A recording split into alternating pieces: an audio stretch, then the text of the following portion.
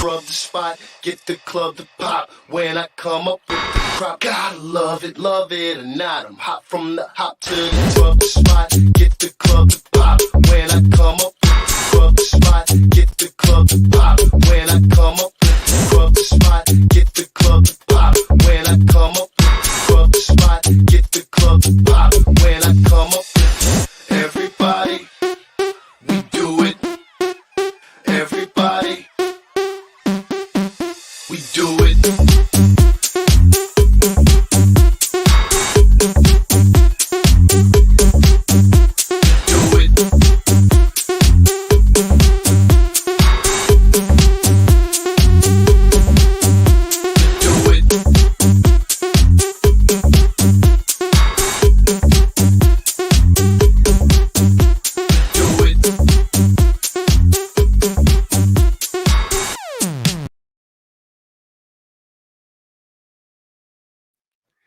You are now tapped into the coolest reptile podcast in the world. I'm your boy, MJ. Before we get started, please do your boy a favor. Hit that like button, hit that dislike button, and drop a comment, man. Let us know how you're liking the podcast. More importantly, let the guests know how you're liking the shows and whatnot, because it's very important to them, man. But what is good, everybody? Shout out to the early birds up in the building. I hope you guys are ready for a great show tonight, because I know I am.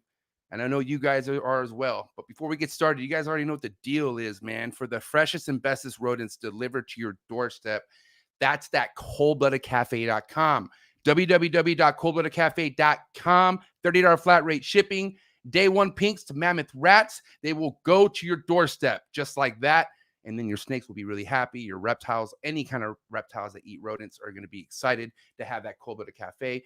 So shout out to Desiree, shout out to Steven, and the whole squad over there, killing it, been killing it. You guys are doing big things. And thank you to everyone who supports Cold Blooded Cafe. And then Sim Containers, man. If you guys got eggs, I know a lot of eggs are coming out. I know mine are. And they're all going inside Sim boxes, doing very well. So shout out to John, shout out to Alex for designing such an amazing product like the Sim Container, which fits anywhere up to 12 to 14 ball python eggs, man. I'm telling you, get that XL and you will not go wrong when it comes to hatching eggs out of a sim box. So yeah, check them out. And then shout out to Ashley, shout out to Steven, the whole Focus Cube Habitat crew over there killing it. You guys got to follow them on Instagram. They have amazing PVC built enclosures that are just, you know, I'm telling you, it's the future of enclosures. I mean, they're here now, you know, I'm telling you. You know, they hold water well. You don't have to worry about, you know, any kind of molding or anything like that, which could be, you know, terrible to enclosures, as a lot of you guys maybe experienced before, like I have. But yeah, check them out. Steven, Ashley, Flexing, Texas, Focus Cube Habitats. That's where it's at. And if you want to talk about professionalism, the real deal, the original Freedom Breeder stainless steel racks, man, talk about value. Talk about never losing value. This is where it's at with Freedom Breeder. If you have a Freedom Breeder rack, you understand exactly where I'm coming from when I say that this is the professional level of reptile keeping. So shout out to Jesse. Shout out to the whole Freedom Breeder crew for sponsoring and taking care of the trap. As always, you guys are the best. And then Big Dog. Fuck, bro. You in Mexico. Someone got to go get Miguel. I don't know if he has COVID. I thought he already had COVID, but he has COVID again. He's doing okay. Talk to my man. He's just hella bored. But yeah, shout out to Always Evolving Pythons. Always doing something insane. That's for sure. But I hope you're doing better, man. I hope you get your ass home. I know you want to be next to your kids and your wife and stuff. But I appreciate you a lot, Miguel. Thank you so much for taking care of the trap. And yeah, man, keep doing big things and get better. And much love. One love to Miguel, that's for sure. And then support US Arc, guys. US Arc still needs the help all the time. Let's go. Let's support US Arc. Let's do this fight and help them fight for our animals. I mean, at the end of the day, it's about keeping our animals, right? So nobody's going to get involved, or nobody's going to get in my way when it comes to keeping my animals. I'll tell you that much. So if you don't know what the hell US Arc is for whatever reason, and this is your first time tapping into this, please go down to the link below. Do some reading, do some research on US Arc and see exactly what it is that they do for this hobby. I'm telling you, we could all use US Arc. They need us. We need them. Plain and simple. Okay. Now, if you guys want to get a hold of me other than the podcast, like if you just want to reach out to me for whatever reason, hit me up on Instagram. That's the best way to get a hold of me. mjexoticscartal with an A, not an E. And then make sure you go follow the Instagram page. The podcast's Instagram page, Trap Talk with MJ Podcast.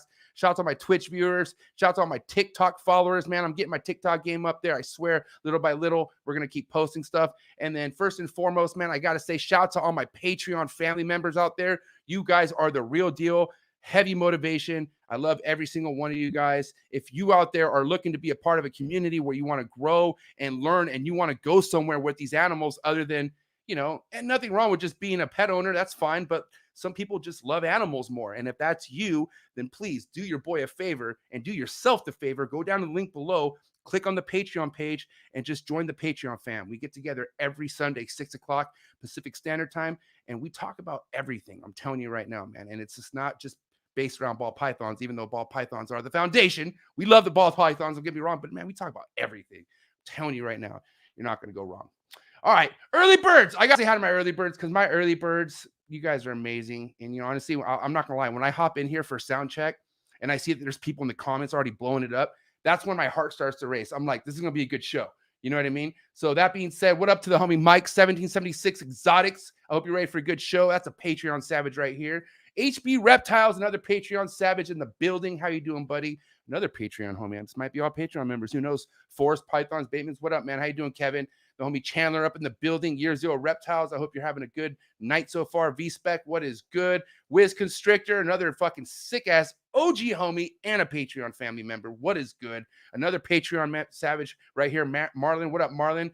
Flex in Florida right there in the building. Jason right there. This is family. This is Zoo Dreams family right here all day. What up, Jason? Thanks for being here. Savage Beauty, what is good? Thanks for being here. Another Patreon savage right here as well. Another Patreon savage. You guys are going to make me cry right now. I have all Patreon members here. This right here just means the world to me. Nate, what up, Nate? Patreon member right here. Hannah Banana, it's her birthday coming up. So I want everyone to go follow Hannah Hartsfield on Instagram and wish her a happy birthday from your boy MJ. Hannah, don't go too hard this weekend, okay? Just kidding. Go hard as fuck at your 21st. You're going to go hard. What up, Brandon? How you doing, Brandon? This is an OG right here. If you want to talk about a guy who's dialed in with specific projects, scrubs, carpets, follow my man, Brandon Wheeler, Morelia House. Fucking awesome guy. And this is the kind of guy we need in the industry because he's been in this for a long time and he's very knowledgeable, but he's down to earth and he's cool. And I got to say, I love you, Brandon. Thank you. Oliver, what up, man? All right, guys. So you guys are all here. I don't want to get too caught up into the early birds because you guys are all here. I appreciate you guys so much. But I got to say, I am very excited for tonight because I know how excited a lot of you guys are about tonight because I do get a lot of requests on who to bring on, who to bring back on and whatnot. And not too like long after I had already had Daniel on, I had people asking me to bring him back on. I was like, damn, yeah, for sure. I get it. But guys, it's already almost been a year, if you can believe, the last time I've had Daniel on. And I've been looking forward to bringing him on since the last time I had him on. So here he is. He's tapping in with us again. And we're going to catch up with my mans, Daniel from Constriction Addiction. What's up, Daniel? What's up? How are you? Oh, I'm happy, man. How are you? I'm good, man. Life's good. Life's good. First and foremost, how's the health? How's the well-being? I want to get that out of the way. I want to know how all that's going for you right now. Wonderful, man. Wonderful. Things are looking up, and life's getting a lot better, and we're looking forward to the future. All right, man. And the future's now because it feels like we just spoke yesterday. I mean, it doesn't seem like it was too long ago where we were sitting down having this face-to-face on the internet. You know what I mean?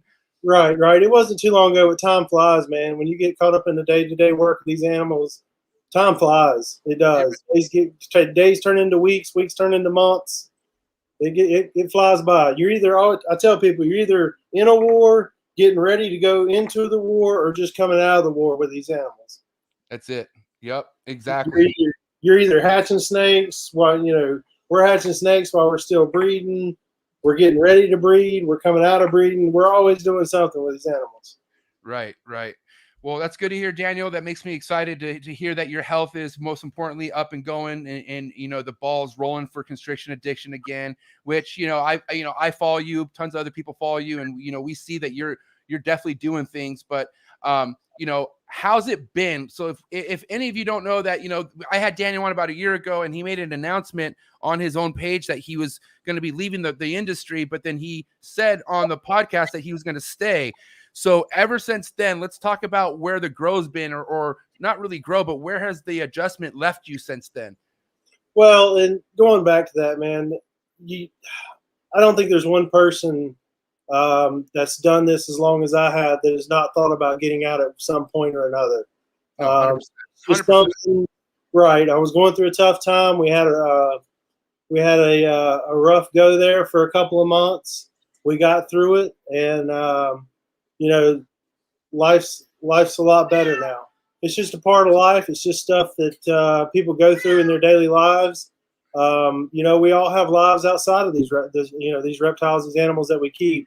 And with that being said, you know, sometimes life takes over, and that's definitely what happened to us. But we made it through it. We're happy to be here. We're excited about the future of CA, and it's all on the upward rise right now. I want to say, out of all due respect to Daniel, because a lot of people don't understand, you know, when life's good in some people's situations, they could get animals, they could do whatever the fuck they want. And then when life hits them, they don't know what to do with all that shit. You know what I mean? And it go ahead. Oh, no, I was just going to say it is. It's when life happens, it's unexpectedly, and it's, you know, something that's out of our control. And, you know, a lot of times we don't prepare for life, you know. So when it comes in, it kicks you in the balls and it takes you down hard. And that's what that war talk comes in with these animals. Like, that's why a lot of shit could be war with the animals, depending on depending how your life is. Like, and life is never easy, bro. I'm telling you, right? Like, fuck. When you get kicked in the balls, those animals don't care. They still have to be fed. They still have to be bred. The rodents have to be taken care of. It doesn't matter if you're down, up. It doesn't matter. Yep. That machine never stops. And when you get to a large scale, that is a machine that you are feeding constantly. Yeah, man. I hear you. I hear you. And, you know, and honestly, the machine only goes as hard as you go, right? So it's like, right. And one person can only do so much every day. I mean, I've got a lot of help around me. I've got great friends. I've got a great family. Britt helps me out. My kids are getting old enough to where they're starting to help me out a lot too. And we're still trying to keep up. Is that Britt behind you? Can we say hi to her? Is that her? That's her. Hi, Britt. Hi. So this is obviously the other half of Constriction Addiction right here. Britt in the building. Come here. Hi, Britt. Say hi. Hi. All right. How are you? I'm glad you're here. How are you? Doing good. Doing good. I'm loving to catch up with you guys right now. This is great. This is good stuff. Yeah. So Britt puts in a lot of work with us. Like I said, my kids they're getting old enough now. They're in that fun age where I can really start doing stuff with them, so they can help here with the work to try to free up some free time to be able to do some cool things with them too. So it's working really well. I'm curious, since Britt's, you know, brought up in the picture right now, I want to know, like, you know, you and Britt go far, how back? Like, how far back do you and Britt go? Before reptiles. Before the reptiles, okay? So this is pre-reptiles, you and Britt. Going on 18 years. Britt's the reason I'm into reptiles. Oh, wow. I love it. Okay. Now the reason... Oh, good. No. I want to hear it. Go ahead. What were you going to say? When I met Britt, she had a pet ball python. Oh, man. So it literally started with Britt. It started with Britt, yeah. Oh, so wow. Bless her. Python. I started going to pet stores, trying to find every different kind of snake I could find. Oh, he was hooked after reptile shows. Went to the first reptile show, and I was done, dude. I was done. That's all I've done ever since. Now, was it both agreed upon when it became a decision to make it a business, or was it you wanting to do it and she just went with the flow, or like whose idea was what when it came to the business side of things? We both loved it, man, and it just grew from a passion into a business, and we just never looked back. We never said, hey, we're going to take this and make it a business. It didn't really get super serious till after my dad died. When he died, I was working for actually another company, and I had to basically quit my job there and come home. And that's when it got serious as a business for us. But other than that, we've never really took off and said, hey, we're going to make this a business and make a go at it. Right. Okay. Well, and the reason why I asked that, Daniel, is because, like, for me, it's in the beginning, it was all about, man, this is awesome. Like, this is a fun thing to do, and it's fun. Don't get me wrong, but now I see the business side of things. Like, I'm seeing what I can do with the hatchlings I'm holding back, and the beginning stages of things. And my wife's a lot smarter business wise than I am. You know what I mean? So Right. I'm like, this is the year I'm bringing her in. Like she's coming in on this with me now, and I'm hopefully bringing her in is what sharpens my tools when it comes to the business side of things. Because I mean, I could sell shit, right? But she's just an organizer, like very, very organized, and me, I'm all over the place. So I could need the help for sure. Right. Yeah, absolutely. Britta is too. She does all my labels for me, all my clutch records. So she handles all that for me. I'm just too dysfunctional. I want to pay attention. I want to pay attention to my animals, you know, and make sure that life's good with them. I want to do what I can with them to the utmost that I can grow them and make sure they're healthy and that everything's guaranteed. Right. So I spend a lot of my time with the animals, and I let her do a lot of that stuff. Right. Okay. Now that we're talking about the animals, let's get in talking about your 2021 season. I've talked a lot recently about how late of a year it's been for most people like myself, but how's it been for you? I know you said you dialed back quite a bit, or your plan was to dial back last time we spoke. So how's that been for you going into the 2021 season? How are your production looking and whatnot? If we could talk about that. Production's good. It's one of those things where it could always be worse. It could always be better. Production's good, but the thing about my production is everything I have in the incubator is great stuff. And that's what I wanted because of the workload and everything that was on me at the time. I've been gradually downsizing my collection over the last 3 years. Like I said, that one year we did 287 clutches, and it was just me and Britt. I mean, we worked ourselves to death, dude. I mean, it was unreal. And so, and I had nobody to wholesale to. I was stuck.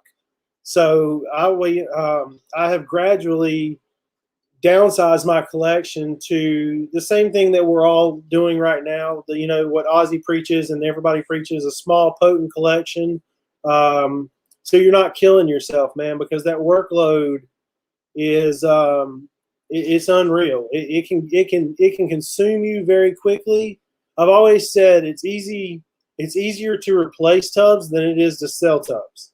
So what I mean by that is it's easier to fill that tub with an animal than it is to sell that animal. That is the truth. That makes a lot of sense. And that is so true, because you could easily get that tub filled. It's easy to do. That's an easy thing. You've always got a wall of holdbacks ready to go in that tub. There's something there waiting to replace that tub, no matter what it is. I'm not saying it's hard to sell animals by any means, but what I'm saying is there's always something on that wall that's ready for that tub. That's so true. I haven't heard more true words in a long time than that, because that's very true. And a lot of people don't see that until it's too late. You know what I mean? And they're like, "Fuck," you know. Right. I did that. I was the worst about that. I would not sell a female to save my life. That's how I ended up with 287 clutches. I would not sell a female. To me, it didn't make sense. She produces every year. She produces 10 eggs every year. It didn't make sense to that. But I had to come to realization that, it was time to upgrade, especially when I started downsizing. I had to start thinking about my time and my work effort and where it went and what it went into. So that's the only thing we've been doing for the last couple of years, is refocusing on the collection and making sure that we're producing better, cleaner stuff. Selective. I'm still strong with selective breeding. When we first started, selective breeding was a thing. Now it's just seemed to fall. It seems to have fallen by the wayside. And with me being a green tree python guy when I started, right. I was built on selective breeding. You know what I mean? Like that, I was built on that. So we still do that here. We still practice that here. And so we're always trying to find the highest quality of and the best examples of mutations that are out there, and to put it in our collection. I would rather pay more for something that is the best example of that mutation that I can find than to pay a little less for something that's B grade or a little bit less to go in my collection. I mean, you keep B grade, you sell B grade. That's just how it goes. Agreed. You know what I mean? Yeah. I agree. And it's up, and nothing wrong with B grade. And we're not saying, oh, B grade, it's up to you what you want to have in your rack, but don't expect to be getting A grade prices for B grade products. Right, and there's a place for everything in this market. There's a place for top quality. There's a place for wholesale. There's a place for mass production. There's a place for everywhere, for everyone in this industry. It's just, where do you want to be? That's just where it falls down to. Where do you want to be? Now, So, has it always been selective for you, or was it more mass production at some point, Daniel? Like, and I'm talking about any time of your career. well, it's all been selective breeding. But the year that we did 287 clutches, I noticed that my selective breeding went down. I was not able to focus as much on the animals in my selective breeding as I would like to. When it starts getting messy, you either don't have enough manpower, or basically you have too many animals, and then it starts getting messy. When it starts getting messy, that's when stuff starts falling apart, stuff starts falling through the cracks, and that's not good business practices for anybody. No, I mean, it's not good for your mental health or anything else, period. Like, that's just that has effects not only in your projects, but that trickles into your life. You know what I mean? Which we were talking about earlier, where we all have lives, right? So right. And luckily, when we did that, it was 4 years ago. Luckily, when we did that, we handled it, but it was so stressful. It was so stressful, just day in and day out, just grinding. We had no life. All we did was animals from the time we got up till the time we went to bed, and that was no fun for everybody. And doing it like that, you'll get burnt out very, very quickly.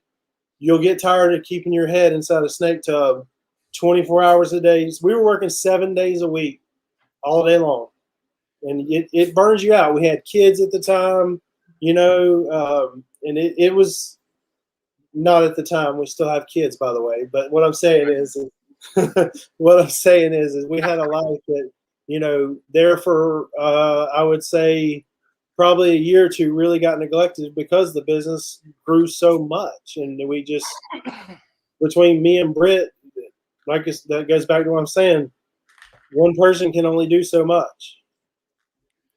yeah, and that's the thing, man. If you're not really paying attention to what it is that you can handle workload wise, it's just not a good situation when you don't know what to do with all these animals. Because here's the thing, what happens, and this is, and I haven't been in this for too long, Daniel, but I do know a lot of people who've been in this for a long time.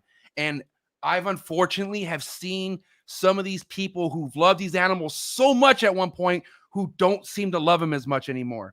And it's fucked up, and nothing against them, but they have overworked themselves so hard that there's these little things that they just don't see as an animal keeper, to where, someone who isn't as overworked sees it and says, well, why do they keep it like that? But they just don't see it because they're so overworked.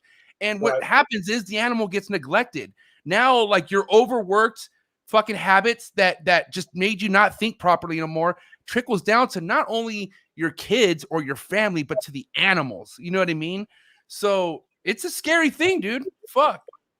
It's a lot. And 287 clutches may not seem like a lot. I mean, I've heard astronomical numbers out of mass producers and stuff, but 287 clutches to 2 people is a lot of work. You take that to the bank. I promise you, 287 clutches between 2 people, plus the collection itself, plus producing rodents, is a lot of work. It is more work than 2 people really want to handle. I promise. And I'm telling you, man, I'm somebody in my, we're a 2 people team now. Me and my wife, right? But like me personally on my own, I've only hatched out, I think, 15 clutches on my own. And I'm in my head, I'm like, man, my goal someday is to cap out at 50 and just be so content with whatever 50 projects I have going. Like, of course I say that to myself, right? But then I hear people going 200 plus clutches on their own. That is fucking insane. That's insane, bro. It's nuts. It's a lot. 100 clutches is a lot of work. 100 clutches. No, right. Yeah, I'm saying 100 clutches is a lot. Like, you know what I mean? That's a lot of work. That's a lot of work. But, when you start getting up to over 200 clutches, you're setting yourself up to crumble. It's not sustainable for a long period of time. You can do it 1 year and get through it. You can work your butt off and get through it, but you can't sustain it for a long period of time. You'll kill yourself doing it. You'll burn yourself out. If you could remind me, Daniel, how do you feed your animals? Do you produce your own rodents? Do you have your own rodent barn? Yes, I have a rodent building. We produce our own rodents. Oh my God, that's even okay. Here we are talking about fucking snakes, and like, don't get me wrong, like, I mean, it's work, but then again, we're pulling money, like we're pulling clutches. That's fun. Fucking rodent chores, bro. Oh my God, talk about work. Talk about work. But let's talk about that grind if you don't mind, because the snake's got to eat, bro. The snake's got to eat. That's right. So I mean, were you and Britt doing the rodents too? Yes, that's what I'm telling you. We were doing rodents. We were doing our own rodents. We were having to breed our own rodents and take care of all the clutches and take care of the collection too on top of it. And the rodents themselves are a full-time job. I mean, to feed if you just Yeah. My rodent building is bigger than my snake building, and it is slap full of rats 24/7. Now, I'm having to get rodent food pallets at a time. I'm having to get bedding pallets at a time. I had close friends that have their own snake collections would come down on Friday nights and help me, and it would take my kids, me, Britt, and a couple of friends. It would take us between 8 to 12 hours in the rodent building, and just to get everything cleaned and everything done. It would take 5 to 6 of us, 8 to 12 hours usually we did it on Friday, but yeah. Yeah, because here I am getting all excited. Not when I say excited, just like the thought of 250 plus clutches. But I'm like, hold up, how? No, it gets real when you start producing rodents. It gets very real when you start producing rodents on a large scale and trying to maintain a collection. And you got to remember, in this business, we're everything. We're the marketer, we're the shipper, we're the rodent breeder, we're the snake feeder, we're the snake cleaner, we're everything in this market. So it just depends on, that's what I'm telling you. It is a machine. And when life kicks you in the balls, or you come down with COVID, or you have a death in the family, that machine doesn't stop. Nope. It does not stop. If your health deteriorates, those animals still have to feed. You still have to keep moving. It's a machine, and it never stops. Yeah, man. So, I mean, I don't want to bring this up, but it just relates to what we're talking about. But my car crashed, right? So I had a pretty bad car crash, and I remember I was throwing a big event at my house. Like, I had people flying in for a barbecue and hanging out. So I was fine though. I was fine, but during the night, I could feel my back, like everything was starting to hurt, right? And then in my head, the next day was a feeding day, and that instantly hit me on I can't just fucking lay in my bed and post up all day tomorrow, even though it's what I should do because I was just in a car accident. But no, I'm so on point with my shit that I would fucking go hurt no matter what and feed all my animals with the broken back, even though that's not smart, really stupid thing to do. But it's crazy how no matter what's going on with your own personal life, the rodents and snakes are still there, and they need that they need that attention no matter what. That's right. It's crazy. It gets when you start getting on a large scale, it gets very real very quick. Because what I mean is, when you decide that you're sick that day and you're not going to go clean rodents today, you have one little thing go wrong, like a flood, and by the time you get out there, half your building's underwater. Right. Little small details. You have to pay attention to every little detail. You have to micromanage, is what I always say. And you can't do that. Like when I did all those clutches, you couldn't micromanage, and that's what you had to do. I's were not getting dotted, T's were not getting crossed. Right. And something very simple as a flood in the rodent building could set you back big time, depending on how much damage is there. You got to put all those females back. You lost all that production. You're not just losing the rats that were flooded. You're losing all that production on top of it, which means you just lost, your snakes just lost meals. So it's, and there's always a demand for rodents. There's a massive demand for rodents. But if you don't live near, Desiree or, someone that mass produces rodents, it can be very hard to find rodents. Yeah, I was going to ask you that too, because, at the end of the day, preparation's everything, and preparing for a drought when it comes to food is even more important. Because obviously a lot of people hit some sort of drought during COVID. Rodents were like the most sought after thing more than anything during COVID, other than fucking snake purchases. But like, dude, rodents, like there was no mediums, no fucking smalls for a while. Like it was pretty wild where rodents were just vanishing, like being produced and gone. You know what I mean? And I had JP on, who his production wasn't as big as it should have been because he had a rodent issue. He couldn't get rodents for like a couple weeks or something like that, or he had to drive like 6 hours combined to get fucking just one session of feeding in or something. But Jesus, that's crazy. yeah, it's nuts. It's nuts. Yeah. And that's what I mean. When you're feeding a machine and you have a problem, like luckily I've got a lot of really good people around me. I called my rodent food guy just the other day, and he's like, they can't get nobody to come to work. They can't keep up. Right. Here I am. I've got a building slap full of rodents. Right. And I can get pallets of food for them. You know what I mean? So I'm panicking. Luckily, I had some good friends that had connections, and I quickly found some pallets of rat food. But, it's little things like that. What would I do right now if I couldn't get pallets of rat food? And I've got this whole building full of rodents out here. You know what I mean? Right. You have to stay on top of it, and you have to micromanage it very, very well. Now, since we're on the topic of rodents, this is something that always stands out to me because I don't know. It's kind of like one of those things where it's like, okay, I feel like you could also there's always an option on whatever it is that you're doing, right? I don't feel like there's only one way to do something. And what I mean by that is there has been a little bit of talk of like breeders, and I'm not going to just, point anyone out, but I'm just saying, generalizing, that breeders feel like keeping their breeding females on ASF rodents give them better production versus feeding just a regular rat. Now, in your experience, what do you feel about that? The ASF versus rodent, because I'm sure there's people who could go either route, but they don't know which route to go because they hear two different sides. But like coming from somebody who's been in this game for 10 plus years, 20 plus years, I mean, what do you think about that? Like, what's your mindset when it comes to that? Well,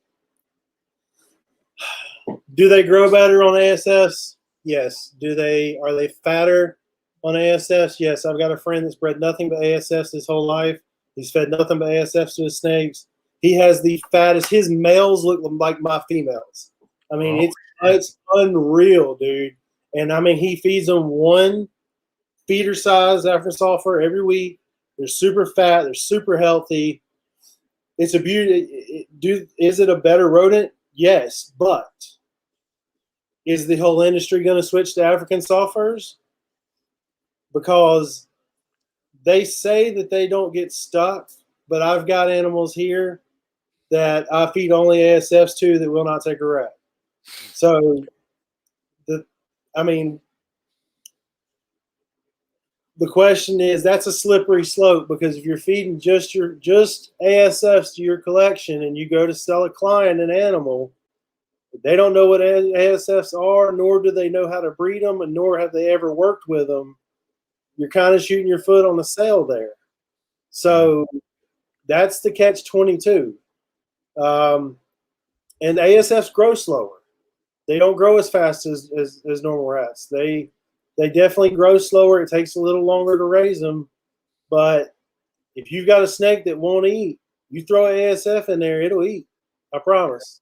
Yeah, it's like crack. I'm telling you. Yeah, it'll eat. I had, like I said, in the beginning of my, me collecting snakes and whatnot, I was producing my own rodents, and I had my own ASF colony. And I've never seen snakes get so excited over food. Like, I'm telling you, man, like these ASFs are just, it's like catnip or like whatever. They just love it. Like, it just works. You know what I mean?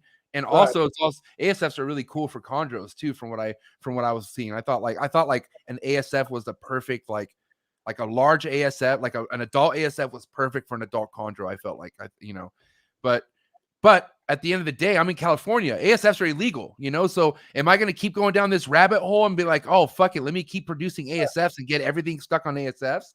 Right. No. You know, Right. I didn't have a choice. I was like, why am I gonna? And I started falling in love with ASFs. Those are cool little fucking things. They're awesome. You know what I mean? Don't get me wrong. Right. I like rats too. They're both smart ass fucking animals. But at the end of the day, I think down the road, I'm thinking, okay, what if I'm ever in a position where I'm like, I need ASFs? How many people in my area have ASFs? Nobody. Like Right. I'm the only one. Like, you know what I mean? Like, and then like you said, what if you have certain girls who will only, like, I have certain girls who will only eat live to this day. They're like some of my beginner snakes, but like I only have to get a live medium rat. Like I don't need to get a live ASFs. Getting a live rat is no problem. Getting a live ASF would be impossible. So if that was my situation right now, I wouldn't even be breeding. I'd be fucked. Right. If that Right. makes sense. That's the catch-22. You know, ASFs are a beautiful thing if you've got a snake that doesn't eat, but there's a lot of places that can't have them, so that locks you out with customers. A lot of people don't want to deal with ASFs. They are a more aggressive animal than your regular rats. You take an ASF with babies, she becomes very aggressive mama. I call them rats. Yeah, dude. Yeah, they'll And- launch at you. And there's no misplacing, an adult in a colony. You put the wrong adult in the colony, they're gonna kill that motherfucker. Like that thing is dead. Like, oh man, you got to be on top of that. I've had to save so many motherfuckers from getting killed, bro. Like, oh my god, what's going on? Like, it's terrible. I've seen ones with missing legs and shit, and you're like, dude, what is happening? Like, they're warriors. They're no joke. Yeah, you have to raise males in the colony, or you can't just drop a random male in the colony. They'll kill it. The female will kill the male if you just drop a random male in there. You've got to raise the males within the colonies. You have to keep them together. It's a whole different ballgame than just breeding regular rats. And like, why make your life even more difficult? Right. I mean, we breed them. We have them.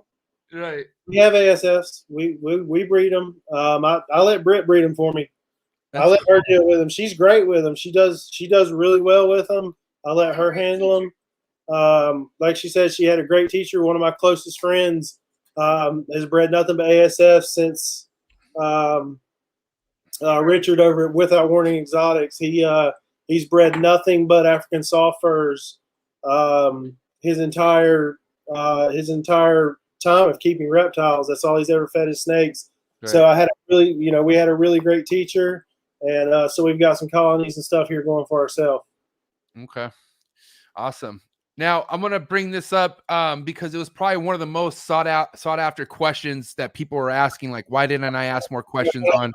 And it's the scaleless ball python. So how's your projects this year with the scaleless? Or do you have any scaleless stuff going on this year?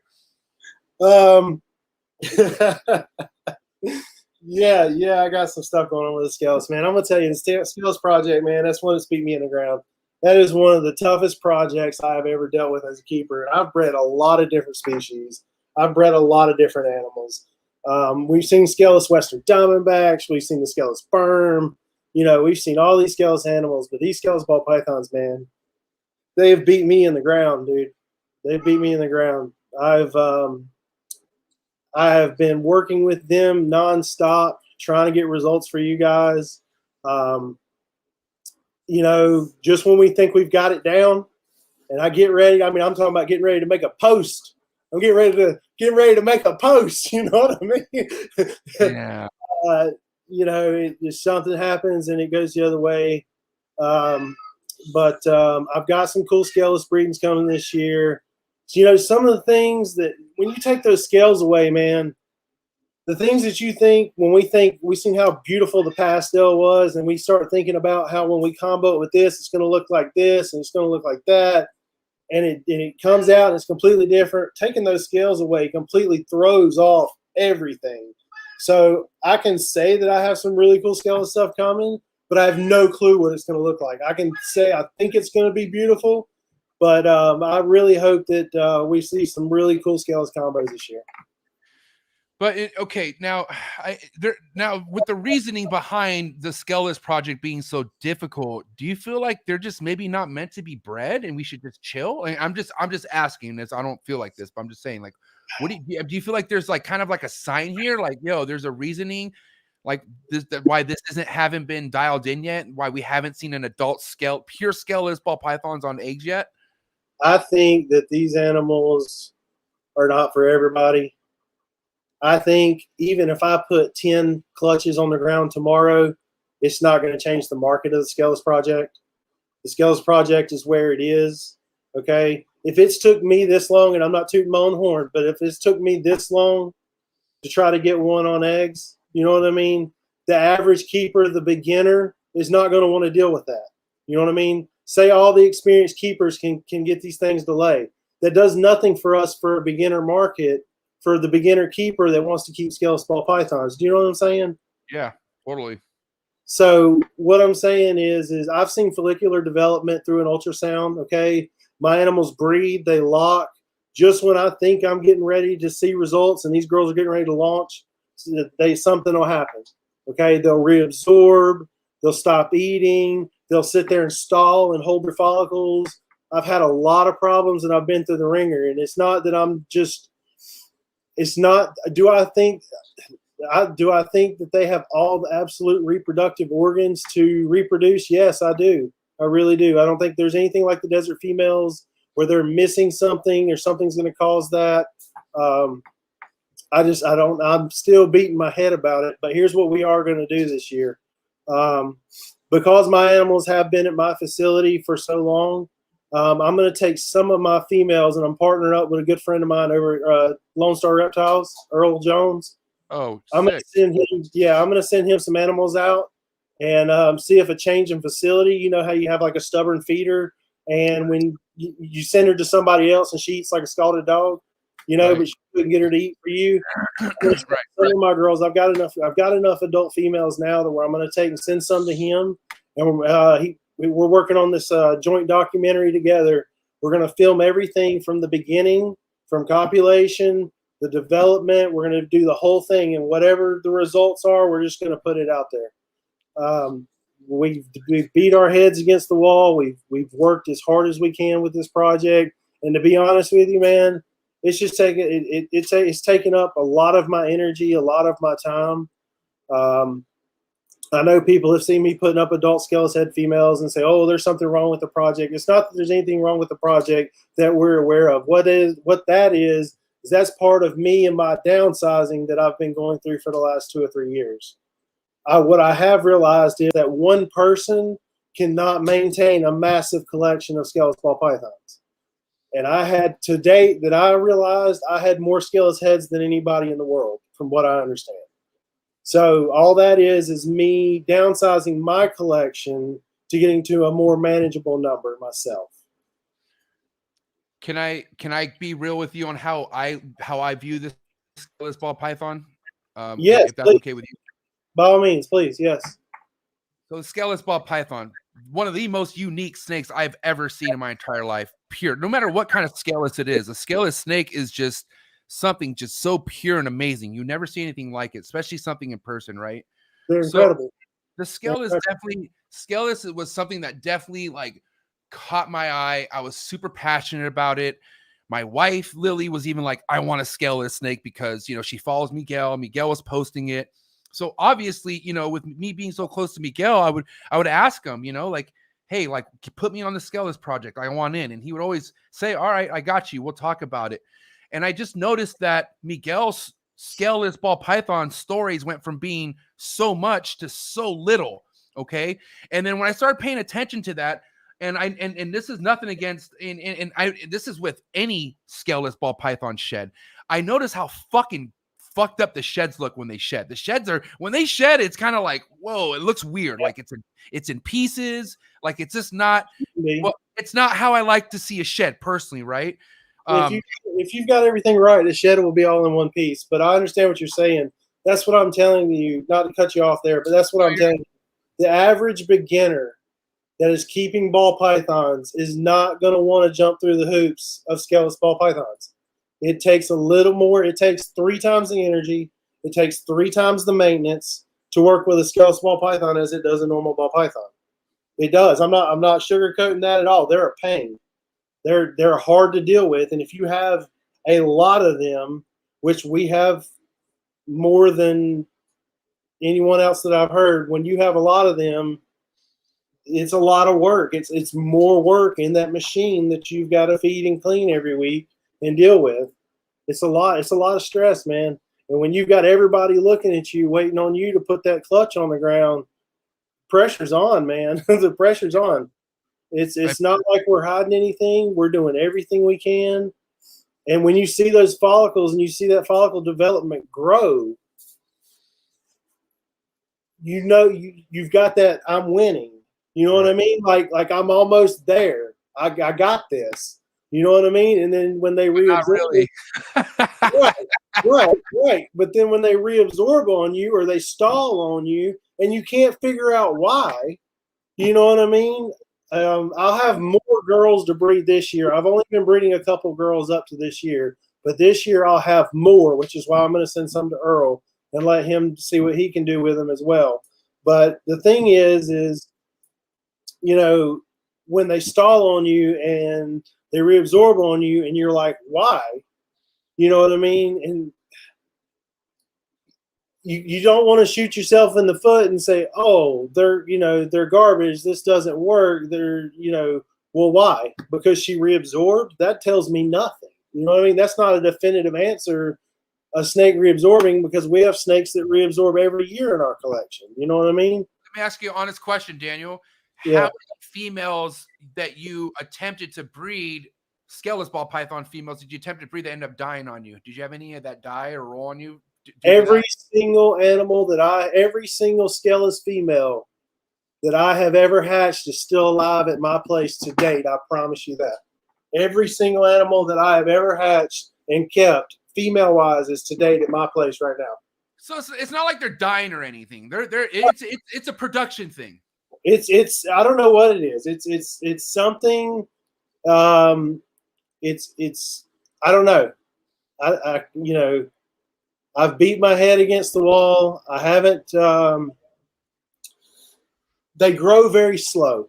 Okay, I'll be the first to tell you. You're not going to grow this female in 3 years. Right. You're not going to do it. Okay, Right. You're not going to grow the scaleless ball python. Growing a scaleless ball python is like growing a green tree python. Okay, Yeah. It's slow. It's slow as Christmas. And so, I mean, I love it. It's slow as Christmas. So, it's not like it's taken forever. We're still working on it. We don't have a definitive answer. We have a theory, but we're working on it, man. Like I said, we should have an answer this season. We have enough subjects. We have enough females to where we'll be able to definitively say, all right, look, we're calling it quits. This is what it is. Or we're going to have some scaleless eggs on the ground to show you guys. And we're going to be like, we didn't give up. We rode it all the way through. We didn't give up.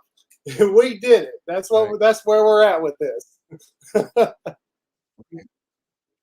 Now, if we could really get like really, really honest with each other right here, Daniel, if we could go back, would you change your direction and not go the scaleless ball python route, or would you still gone the scaleless ball python route if you were to go back and do it all over again?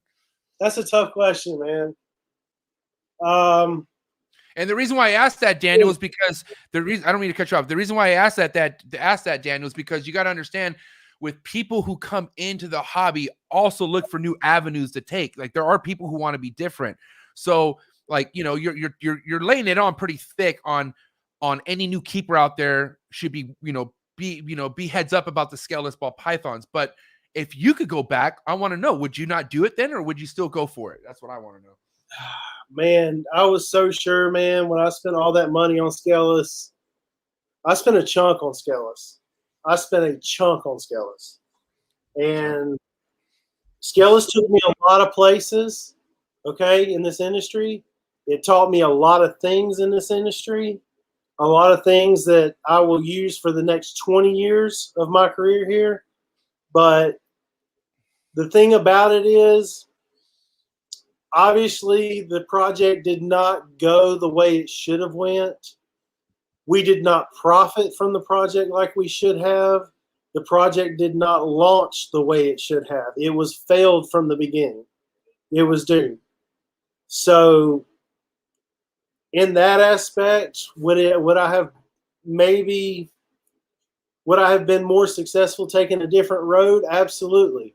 Absolutely would I have been more successful taking a different road. But on the other hand, this project showed me a lot about this industry, about a lot about people in this industry, how things work. And it also built CA. I can't say that CA did not, it didn't help CA build its brand and its name. I can't say that at all. I just think that it did.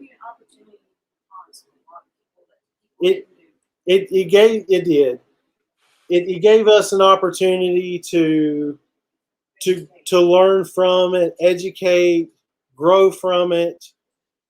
You know, the project not getting the launch that it should have, us not getting, us not going the direction that the project not going the direction that it should have, definitely would have made us go a different route. But I can't say that I completely regret it because, like I said, it's took us down a different path. We've learned from it. We've grown from it. And we're excited to see what the next 20 years bring. That's probably one of the most honest answers I think you could have said, because you kept it so real. You're not here to say you regret anything, but at the same time, you're not here to lie to say, oh, I'm so glad I did this. This is the fucking best project I've ever had, blah, blah, blah. You're laying it all down for us right now. Right. Yeah. I mean, it's the only way to do. It's the only way to be. But like I said, it's, anybody that lost money in the Skelos project is going to say, yes, I wish I would have went a different route. Can I say it was all bad for us? No, we learned a lot from it. We're still learning from it. You know what I mean? And it's like I told you before, if we put 10 clutches on the ground from Skelos females next season, it's not going to change this market for the Skelos ball python. It's where it is, and they're incredible animals. They're one of the wildest animals you'll ever keep in your collection. They're unreal, but at the same time, they're not for everybody. And I think that we're going to see the results of the Skelos project here. We're going to see it here in the next probably 12 to 18 months. We're going to see what the future of this project really is, because it's getting down to the nitty gritty. Right. It's getting down to the nitty gritty. It's been long enough. I've only had a couple girls to work with up until this season. This upcoming season, I'm going to have a lot more to work with. So we're going to see. I think Peter Call had 29 desert females at the time that it was released that the deserts had problems. So he had a big sample size, and we want a big sample size too. We haven't seen anything like what the desert females were going to. They were ovulating and dying through production. The Skelos females, every single Skelos female that I've ever hatched, that beautiful lemon blast, the very first lemon blast Skelos we hatched, all that stuff we still have here. They're all adults. They're still here at my place. I have not lost one single Skelos animal to this date. They're all still alive. And honestly, that's the way I see it. I feel like if these things were just like dying after trying to be produced, I would feel like, well, then stop producing them. Like just leave it alone. But that's not the case here. You know what I mean? So, right. Yeah, man, dude, time will tell, bro. That's it. At the end of the day, time will tell. We're trying, and that's all we can do is try. No, bro, you're doing it. No one else is. So who gives a shit? I think it's awesome. I think, like, listen, at the end of the day, you're the one playing the game. Everyone else is spectating. So it's like only you know exactly what's really happening on that end. You know what I mean? Right. And, I've already been accused. I had another individual on a podcast call me out publicly and tell me that I'm dumping the project because I already know something's not right with them. I know something's wrong. And for me to be moving out Skelos heads, one, because I don't want to work with them on a large scale. Nobody should have a massive collection of Skelos ball pythons. And two, because of me downsizing the last 2 or 3 years, I almost took that as an insult. But it is what it is. Everybody has their opinions. And just to let you know, my friend, that's not the case that's going on here. It's just me downsizing my collection. It has nothing to do with the project. But I appreciate your insight on what's going on with me. Yeah. I mean, you got to love it when people are so focused on you and not themselves, right? It's Right. Right on. Wonder where their projects are at. Just had to get that out there. You're good. No, don't worry. Listen, at the end of the day, man, the ones who are also focused on you are really the ones that are pushing your success. You got to understand, all these people who doubt and talk shit, let them keep talking. You know what I mean? At the end of the day, they're only going to make themselves look more stupid. So, I mean, nobody, like I said, you're somebody who's actually in the game, okay? A lot of the people who tend to like to run their mouth are spectators. Probably never even put their foot in the game before. Don't even know what the fuck they're talking about, but they just love to talk because they're watching. So when you're being watched, people are going to talk. And I learned this just off this podcast right here. People are just going to always talk, no matter what. If you're being watched, people are going to talk. And that's just how it is. Yes. And it's okay. That's fine. Yeah, people are going to talk regardless. Like I said, if you don't have haters, you're not doing something right, right? Yeah, you're boring, bro. If you don't have anyone talking shit, then you need to step it up a little bit. That's all I got to say.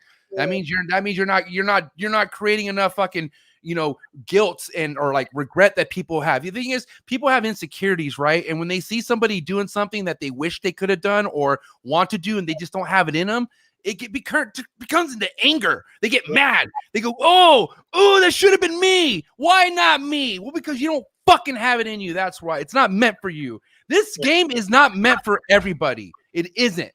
So don't be mad. Don't be mad at the people that it's meant for. Like this motherfucker here, Daniel, who's been doing it. That's why it's like, fucking the internet could be one great piece of information, then it could be another bad piece of shit of information. But no matter what, at the end of the day, it's you doing your thing, man. And that's all that matters. And you have not stopped. You have not I mean, you're just continuing to do Daniel, and that's all that matters, or CA, I should say. It's a team thing. So there you go. Respect to you, bro. That's all I got to say. There you go. But that being said, now that we got the scale list out of the way, let's talk about the most exciting project you have going on. And I'm not saying that the scale list thing isn't exciting for you, but what is one project that's gone your way? Like something that you're just like, fucking, this is my bread and butter. If we could talk about that. Ultra Male. There it is. Ultra Male, man. So what are some ultra male things coming up, or maybe that you have planned that you can maybe spill the beans about, if you don't mind? Or we have a lot of ultra male fans. I'm one of them. So let's talk about it. Let's see. Ultra Male hypo puzzles, combos. Let's see here. I've got 3 clutches cooking from that should be black pastel leopard spot nose ultra male clowns. I'm sorry, black pastel leopard spot nose hypo ultra male clowns. I'm probably not gonna hit it. I'm probably not gonna hit all that, but I've got 3 clutches cooking with that possibility. So the ultra male has definitely went my way. A lot of acid combos in ultra male. Definitely looking forward to seeing those. I've been quiet on my ultra male stuff. I've been real quiet. I've put it on the back burner, and I'm just building it. I'm building that project. I'm doing it right this time. I don't want to, I always hatch that male, that big, beautiful male, and then somebody wants to buy it. You know what I mean? And it's sometimes I've made some mistakes over the years selling things that I shouldn't have sold. So I've just learned not to post them at all. I just I put it up, I put it on the shelf, and I get ready for the next season. And sometimes it's just better that way, or actually all the time it's better that way, because you just like, cutting yourself short sometimes, even though you don't mean to, it just hurts. It's like, fuck, like should have waited, Right. But what are you gonna do? It's all good. This is the kind of excitement, man, where we act like children when we see stuff like this. You know what I mean? Like we're just so excited, man. It's what we put all our fucking blood, sweat, and tears into. You feel me? Oh yeah. Yeah. Well, I mean, you got to get some reward out of this. Like I said, it's a machine. It's our daily life. It's our bread and butter. So, you definitely have to you definitely have to pay attention, and you have to take a win. You know, when you Right. get that small win, you got to celebrate it. And dude, man, if you aren't as good at, and I mean, I gotta say, you gotta take your losses as your wins. Like, you mean losses are just a sign that you got something good coming your way, as long as you do something about the loss. Like, you don't want to make certain losses like history. You don't want to make you don't want to make it repetitive, right? But you got to understand, like, if you make a simple mistake, or if you just don't hit something that you don't want to hit, you're gonna hit it. It's about to happen. It's just a matter of when. Right. And the whole patience thing. That's why I love this game. The whole if your mind's in the right place, you're thinking 5 years down the road, you look at you're your own best customer with that kind of, like, I always call that the Will Morris mentality. Shout out to RCR, but like the whole, like, just being really on top of your holdbacks is something that will really benefit you in the long run. I feel like in this game, I really do. Yeah, Will's a good dude. He's got his shit together. He's definitely on the right path. I seen his big rodent building coming in. My hat's off to you, buddy. It's about to get real doing rodents. It's about to get very real. Yeah, Will's somebody who I love bringing on the show. So I mean, every time I bring him on, he updates us on what he has going on, and it's like I'm telling you, that guy is the future. And I mean, like, when we're talking like 10 years down the road, I can only imagine where Will's gonna be at, bro. Like, it's gonna be pretty nuts. I'm excited for him. Yeah, he's a good dude. He's got a lot of cool stuff going. A lot of cool stuff. So Ultra Meal, like, let's just talk about some of the combos you would I mean, that's like destined to go in Ultra Meal for you. So I know you work with puzzle as well, right? Yes, I work with puzzle as well. And now, do you have that? You have both those going on together? Like, what's up with you have any Ultra Meal puzzle stuff happening? What's up with that? I've got a clutch. Well, that's what I was saying. I don't want to jinx myself. I've got two clutches of Ultra Meal hypo puzzles cooking. So, how many eggs? 1, 6, 1, 7. All right, hold on. Dude, I don't know if you know this about me, man, but I call shots. Like, I could fucking call shots. Okay, so let's take a deep breath real quick. I want to clear my mind, and I want to be honest about this. Okay, so clutch number 1, what was the pairing? Clutch number 1 was head to head. So okay, head to head. Both of them were head to head.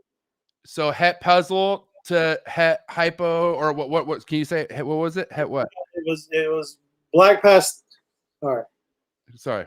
It was black pastel triple het hypo puzzle ultra mail to leopard triple het hypo puzzle ultra mail. Oh my god, this is gonna be heavy. Okay. And how many eggs in this pairing here? 1? 6 eggs. 6 eggs. 6 eggs in this pairing. 7 in the next one. The next pairing didn't have leopard in it. It was just triple het to black pastel triple het. The first clutch has black pastel triple het to leopard triple het. I can tell you right now, I see 3 Ultramel puzzles. I see 3 Ultramel puzzles for sure in the first clutch. I can't tell you if they have hypo. I'm not gonna lie to you, but I am calling, and this, you can write this shit down, 3 Ultramel puzzles from that first clutch. When's that clutch due? Man. My fingers are crossed. Huh?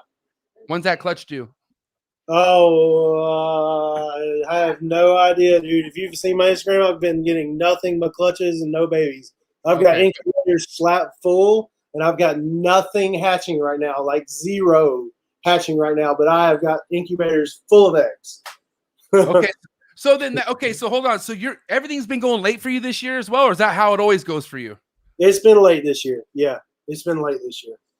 And how often with all your breeding seasons, how often is stuff going late like that and then not going late? Like how often does it fluctuate? Well, it's been late. It stays late. It stays spread out. I've still got follicles developing. Okay. It's pretty much my Ultramel stuff usually is some of the last stuff to go, which is why I usually have it in March Tinley instead of October. It's some of my later stuff to go, but to be honest with you, I'm going about all year now. Like I'm pretty much just cycling through the year. Like I said, you're either getting a battle, getting ready to go into a battle, or coming out of a battle. And right now, we're just kind of staying in the battle. We're just going year round with it. All right. Now, now let me ask you this, man. I'll tell you one of the things that stood out to me the most. And before I get into this, and I gotta say, because I'm feeling really generous tonight. I really am. I'm feeling super generous, but not if you guys aren't generous to my man Daniel here. I need the likes to get to 100. Okay. If the likes don't get to 100 in the next 5 minutes, okay, we have 5 minutes to get to 100 likes. I'm gonna cancel this show, go to Patreon page, and then take my special guest that I have hanging out in the green room right now, and we're gonna go to the Patreon page. With all due respect, Daniel deserves at least 100 likes. All right, so let's get the likes up right now, or my Patreon page is gonna be jumping. Link in description below. But okay, here we go. Daniel, sorry, I had to get that out. One of my favorite moments of our last episode that we had. Okay. And if anyone's smart out there, you can put the connections together right now where this is going. But in your up and comings, which was 2010, when did you start in this? Can we go back to when you started this again? 2007. 2007. Yep. All right. There was a name you mentioned. Somebody in the up and coming days. And I'm not gonna lie, you mentioned that name, and I was like, dude, respect. You know what I mean? Like I couldn't believe it. Do you know who I'm talking about? You talking about Eugene Bissett or more up to date, more Eugene's a savage, but we're talking more current on that respect level.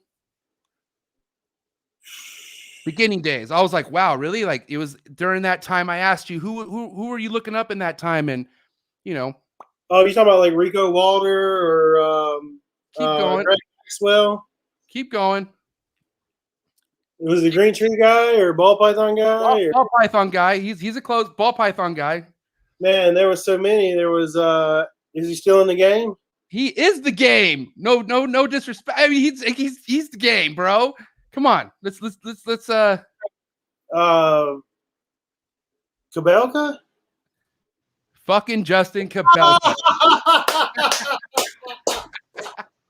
Wait, do we have 100 likes? Because if not, I'm gonna stop this. Hold on real quick. Where are we at? Oh, we have 97. All right, we're good. We're gonna hit 100. But here he is, Justin Kabelka. Hey, Daniel. Hey, buddy. Hey, how are you? Good to see your faces. Yeah, good to see you, man. Good to see you. Yeah, this guy taught me a lot in the beginning. He taught me a lot in the beginning. Sure did. You remember that first time I came to your house, Justin? Yeah, pretty well, I think. Yeah. It was at the. It was my very first house there in my backyard, the little shed in my backyard, I think. It was. Wow. Yeah. A shed in the backyard. To think what Justin has and what he keeps building now to this day is just. I mean, how much more dreamier can that get? I don't know. That is crazy. Yeah, living the dream for sure. I want to know. So, like, how was it, Daniel? If you could remind us that you were able to link with Justin and go over to his house. Was this at a show? And if you don't mind, like, I want to go over like the connection that you guys had in the beginning. And I'm gonna use the restroom. I can hear while you guys are talking. So please, if you could talk about that real quick. We can hear you use the restroom too. Yeah, I remember we were in Daytona, and it was my first time down there. And I'm walking around, and I'm seeing Nerd, and I'm seeing Tracy Barker, and the Snake Keeper. And this was back when the Conjure Coalition was in the back of Daytona. It was still in the old building. It wasn't even in the new building. And I walked by this table, and there's Justin. He's got a beautiful lavender albino on the table, and just one table. And I asked him, I said, how much for that? Me not really knowing what I was doing with ball pythons. I said, how much for that? And he says, it's not for sale. And I said, well, how much for that? He says, it's not for sale. And I looked at him and I thought, what's this guy doing here? And he says, shows are about PR. They're not about sales. And it just blew my mind, completely blew my mind. I was like, this guy is something different. He is something different. Lavenders were $25,000 at the time. Ralph Davis was there. He was on the corner. And lavenders were $25,000. Justin had this big, beautiful lavender albino on the table. But that was the first time we had met. And later, I was going down to Atlanta Repticon, and I can't remember if I contacted Justin about an animal. but he was super friendly. He asked me to stop by. I went down there. We left there. Went to his place. Left and got a cheeseburger, and it's kind of been history ever since. So I love it. yeah, good. I got It's Lucky to be so local to each other. Very lucky. Yes, we're only about 2.5 hours from each other. Oh, Yeah, this is Justin popped in.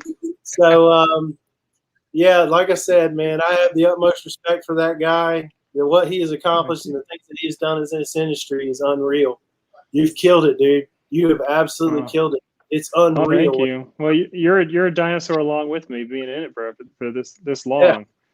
You know, there's not very many people who got in around the same time we did that are still in it. I mean, of the probably 10% at most. Right. And but it's definitely good to see your face, man. I'm glad to hear from you. Yeah. Likewise. Likewise. I gotta say, guys, with just it's for the long.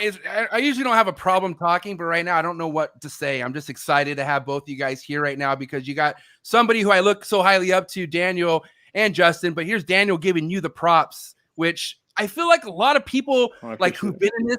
A lot of people who've been in this for a long time have a hard time doing that. Like it's like not too many people who've been established still give props to the ones who put them on.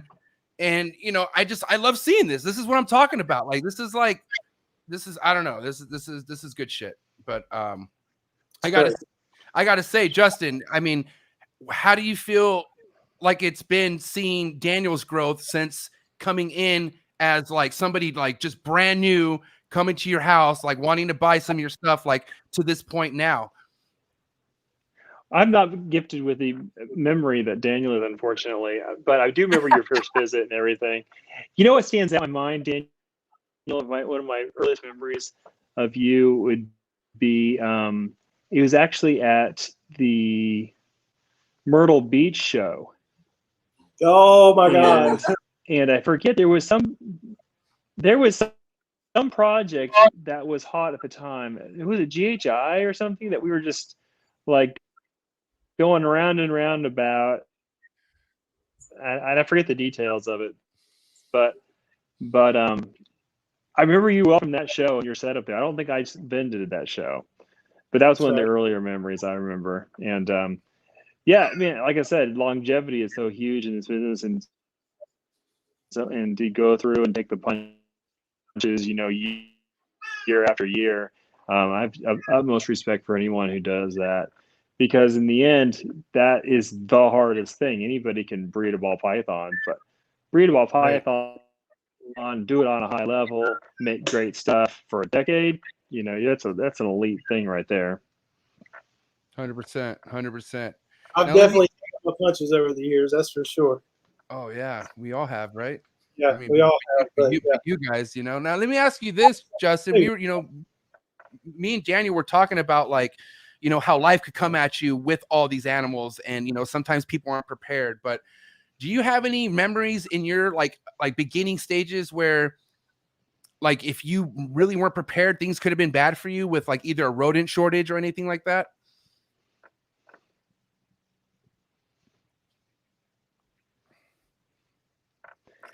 Yeah, we had a couple, and that's something that's usually a symptom of, early facilities and, kind of scraping it together at the beginning.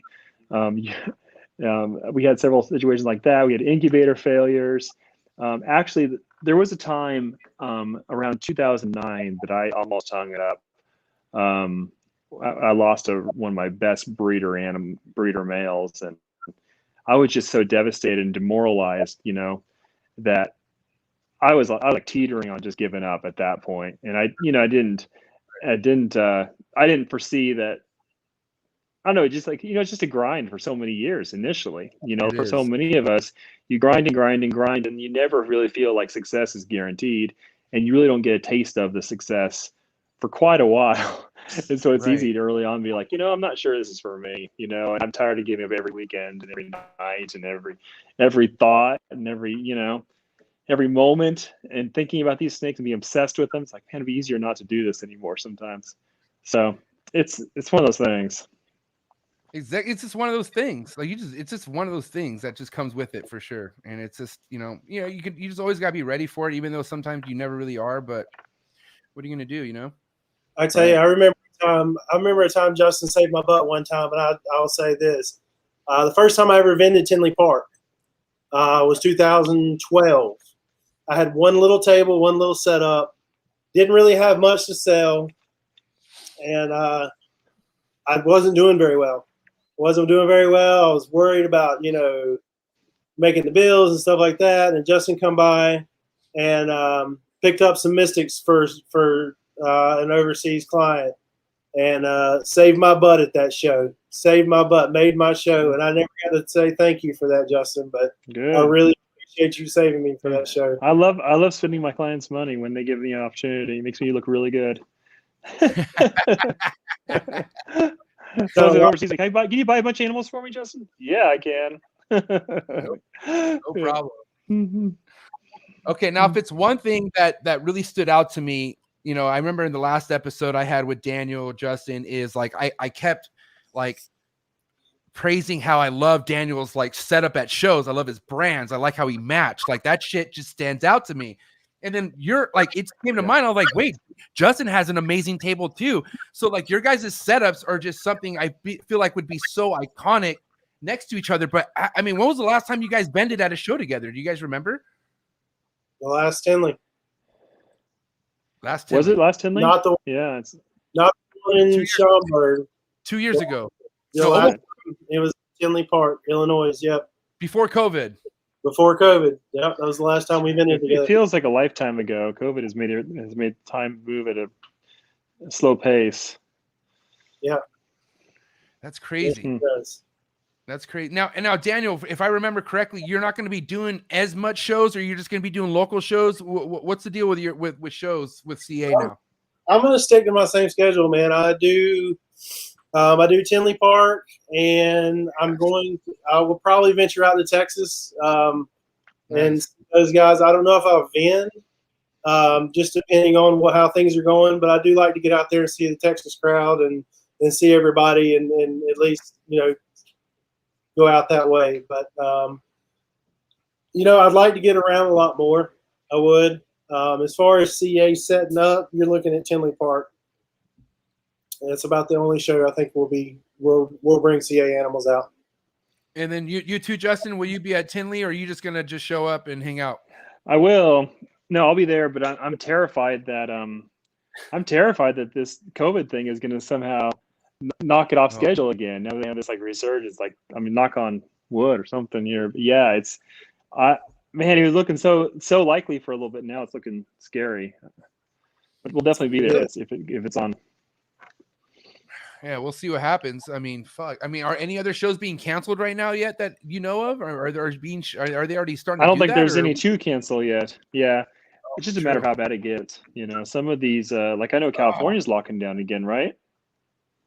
I don't look at the news at all, bro. So I wouldn't. Good for you. I'm like, man, that must be a wonderful life you're living. Yeah. I don't. You make the news. Yeah. Literally, I'm just kidding. No. Honestly, I try not to, man, because I'm somebody who becomes an overthinker sometimes, and I just don't want to Smart. I'd rather hear it from the homies like you and stuff or something. I don't know. All I know is if it's gonna happen, it's gonna happen, and we've already dealt with it before, so fucking bring it on again. I guess it is what it is. Are you sure? Yeah, he's fine. Okay. Yeah. Oh my God, where'd that come from? Jungle Man just jumped up there. It's awesome. All right. Now, hey, Daniel, do you have any of Justin's work currently in your current projects that you could recall? Oh yeah, Justin, a lot. Justin is yes. When he'll sell it to us. When he'll sell it to us. Because nothing's for sale. Usually, every time we go down there, the things we want are not for sale. Not But for sale. no, I have a lot of stuff. Every project, I will say this for anybody out there: any project that I've ever got from Mr. Kambelka, I have done extremely well with financially, and made some amazing animals for future progress. The man will set you up. He will not steer you wrong. Wow. Yep. Respect.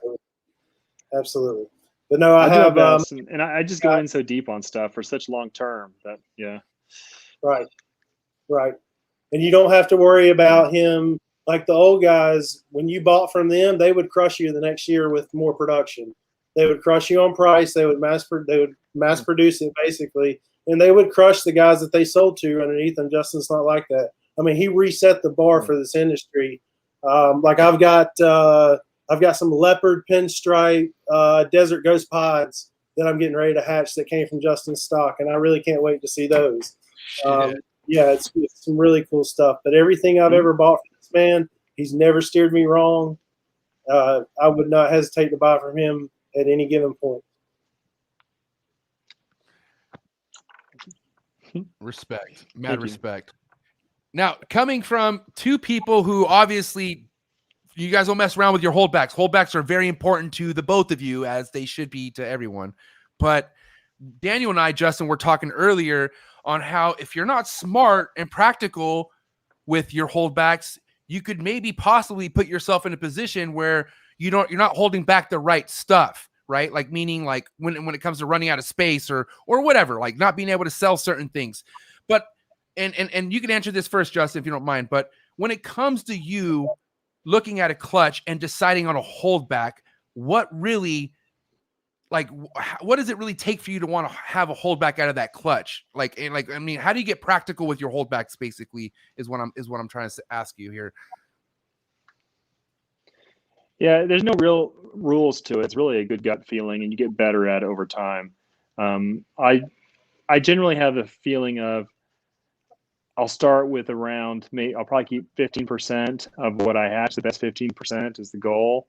But then as the year progresses, I'll whittle it down to 10% or so. There's really no rhyme or reason. I kind of go by what projects do I want to see more of in the future, and which projects do I just not feel that much passionate about. If I'm not very passionate about it, I'll be more, let more stuff go on it.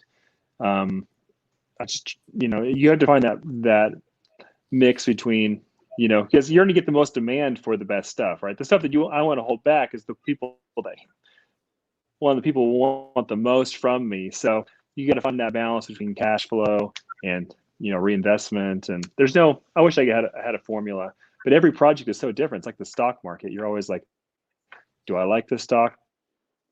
Do I don't like the stock for the next year? Do I want more of this, or do I want less of this?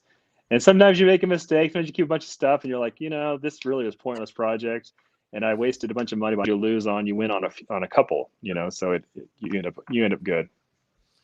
Yeah, and I feel like the formula is the gut instinct. That's your formula. You just literally go off what your stomach tells you. And at the end of the day, if it doesn't work out, you went off with what you said. You didn't go off anyone else but your own gut instinct. And I feel like that's you can't go wrong like that. I feel like personally.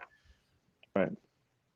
But Daniel, in your eyes, Daniel, how is it that you really look at your holdbacks when it comes to hatching out a clutch? Like, are you looking to hold back as less as possible or as many as possible right now where you're at in your career? WWJD. What would Justin do? I was like, wait, what do you say? Oh, that's funny. What would Justin do? Oh, remember those keychains? Remember what would Jesus do? Keychains? What would Justin do? We're gonna bring those back. That's right. Oh my God. They're already made. You can already buy them from China. I don't even have to official make them. Yeah. No, but we got to put your logo on it. Like, we got to patent it. Like, there you go. There you go. 5%. Give the crap 5% right now, please. I'm just kidding. Dude, that is so epic. You really got to visualize what direction you're going. You got to see what's going to work best with your projects. And the biggest thing, that I've learned from Justin is, you're raising that animal for 3 years. You know what I mean? If that's something, you don't want to just raise that animal and maybe get a clutch out of it and try to move on to the next thing with it. You want something that you can keep in your collection and have longevity in the project with it. You don't just want to breed it 1 year and get rid of it. Right. Now, I have another question when it comes to the holdbacks, and I feel like I'm not there yet, but it's starting to go in my mind. But like, for instance, you guys have, you have a male for an important project, right? But in case that male happens to not get the job done, there's a backup male, right? For you guys, I'm assuming, correct? or not really? We'd like there to be. Like there to be. Okay, Sometimes, so sometimes Yeah. one of a kind animals, you can't really put a back. Yeah, exactly. If you hatch, you're the really good stuff. Usually, you get one. You're very lucky to get a second. You'd love to keep a second, but there's not usually an option. Right. okay, so what you're saying is there's some projects where if that male's not it, then it's not it that year. It is what it is. You keep moving. Well, It's you'll maybe drop next year, down is what you're saying. to a layer you drop down to a male that's not nearly on the same level, and you really hate yourself. But it has to be, you know. Yeah, but okay. So what I'm saying is, you do that then, like meaning like would you personally hold off? Like, what would you do in that situation? Would you, if the male that you want for this sole project isn't getting the job done, and there's a second stringer, would you go with the second stringer, or would you just say, I'm going to see what this guy does next year? I second string it. Second string it. Yeah, Daniel. because I don't think it helps the female go the next year if you hold off. I think she's just as likely to go whether you breed her or not. Okay. Now, right. Now, how smart do you need to get when it comes to holding back males then? Because if you need, like, I feel like at some point, the males that you had at certain projects, when do you decide to let them go to create more space is what I'm saying. Like, at what point do you look at a male and say, all right, I could sell you now? Go ahead, Daniel. You get this one. Daniel, When you please. run out of room. When you run out of room. So When when it something's got to go. when You there's no wanna- real Eugene Bassett taught me very early on to always have extra males. I have males on the shelf that I possibly may not use for that season, but they are a backup. right. But when you have males, when you've got your males coming in that you're raising up for your next year's breed, and something's got to go unless you have a really big facility where you can just add more racks. But if you're dealing with a limited amount of space, something's got to go. Yeah. Good point. Good point.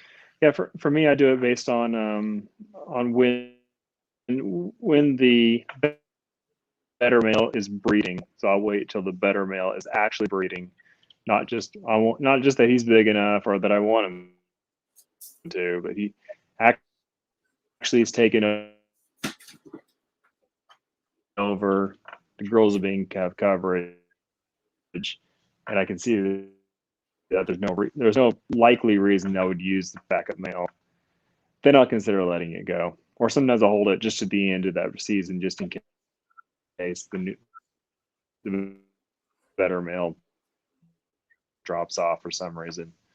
But Right. around that zone. Okay. Yeah. Now, let me ask you this, guys.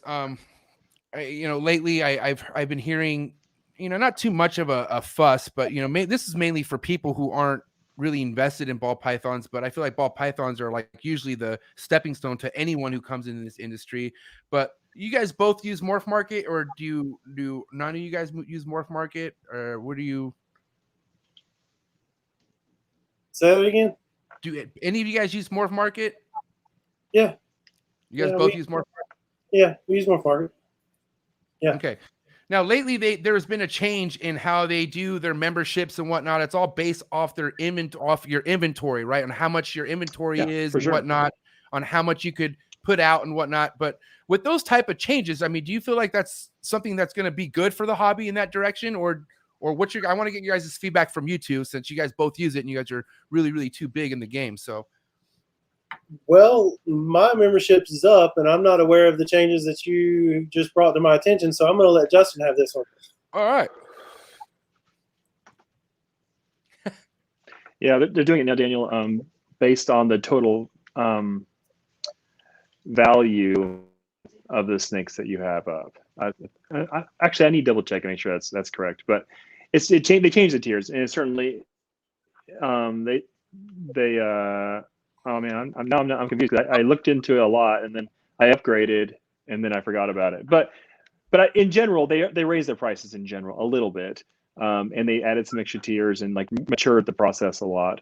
I think it's a good thing in the end. I think Morph Market is such an amazing tool, right? And it's changed our industry in so many ways.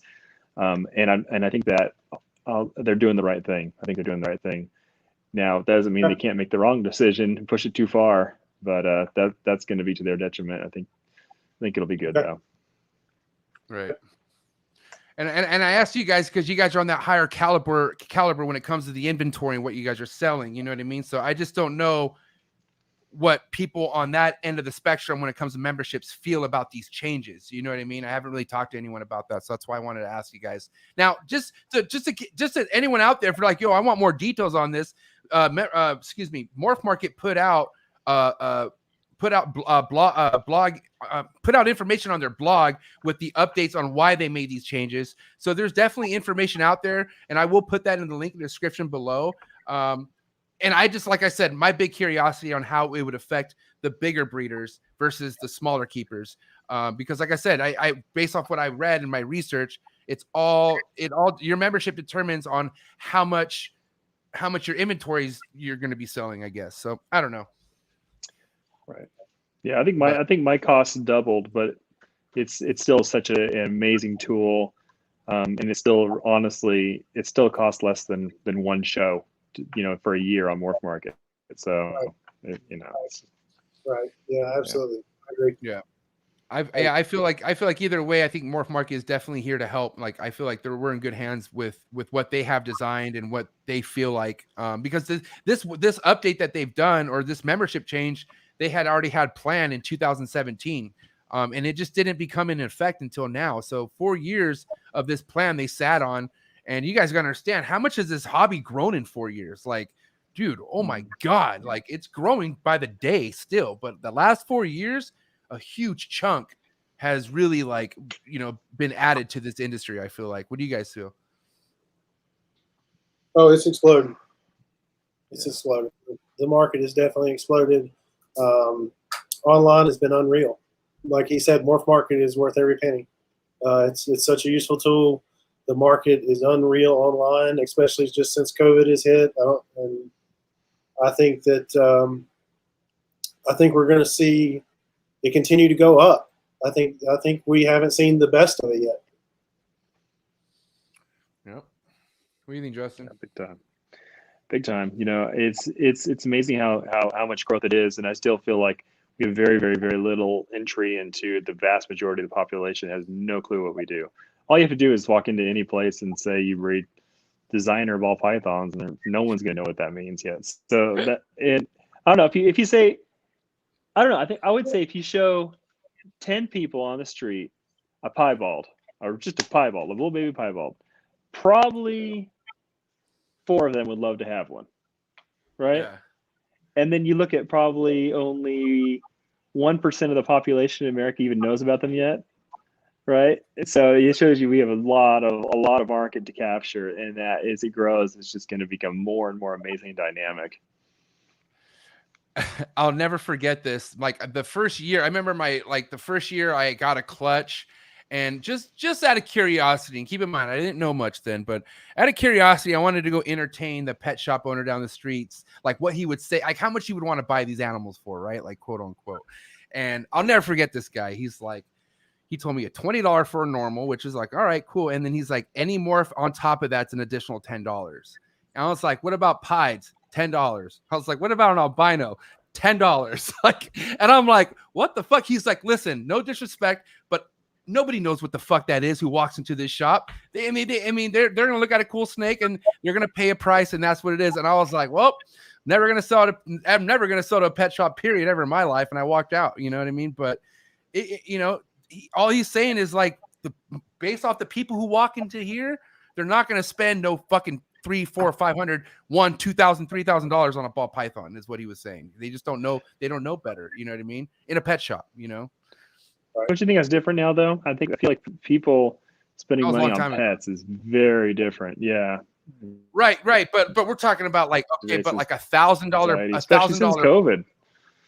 Yeah, I mean, you're right. There's been people to be making more bold purchases for sure. That's a stretch. It's a stretch. It is. That's a stretch, but people used to not blink an eye at a designer dog, and I think those same people now we're seeing entering into this market more and more. Yeah, it's true. Because if it's one thing that everyone experienced in the hobby who had production when the COVID happened is all their shit sold. Like everyone sold snakes. Like snakes were just gone. Like, you know what I mean? And it was a good thing. You know, a lot of people, you know, benefited from that big time. I'm one of them. So, but I'm just wondering how that's going to have an effect because, you know, everyone talks about a big crash coming, you know, because of COVID and because of all this unemployment and people not working and, you know, restaurants going under and shit. I mean, do you guys feel like there's going to be a crash in the ball python market due to people's money crashing when this quote unquote crash happens, if it does happen? Or what do you guys think of that? Go ahead, Justin. Yeah, personally, I think that it could happen. Like I think our it's not our market. Our market is solid, but the economy is. Who knows what that has in store after all this unrest and crazy.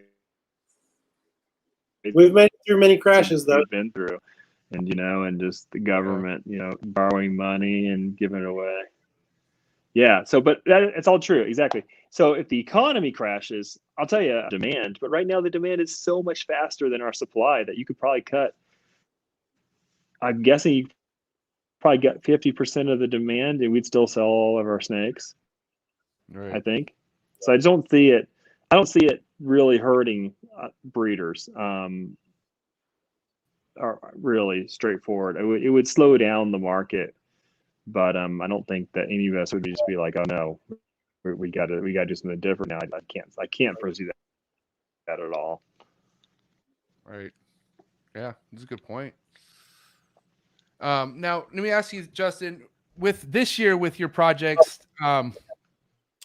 where are you with like as far as accomplishing? Like, I mean, everyone has their list of projects they have, right?